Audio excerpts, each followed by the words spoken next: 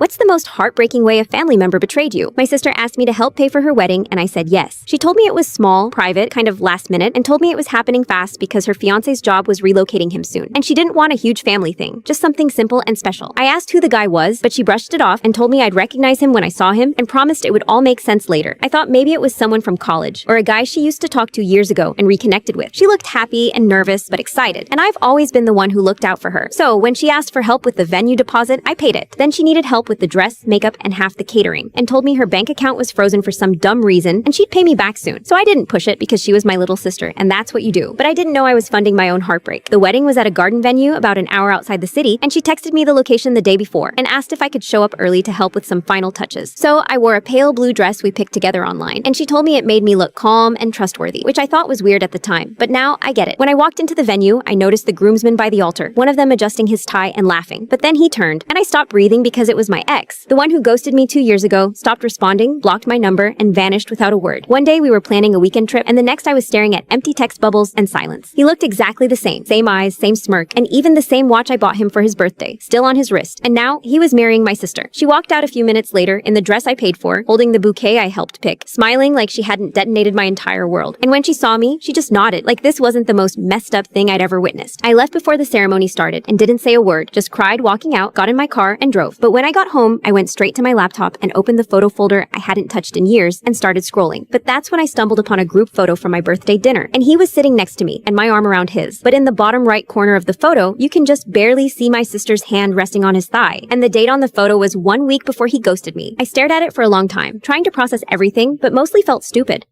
I wasn't planning revenge or anything, I just knew I wasn't going to let them have a perfect day. So I started making calls. I told the flower shop the bride changed plans, so they canceled. And I told the photographer there was a mix-up, so they didn't come, and I requested a refund on the cake, saying there was a family emergency, and I told the makeup artist the bride had COVID. And by the time the ceremony started, everything went wrong, and I just went for a walk by the river, got a coffee, and sat in silence because I'm done pretending we're family.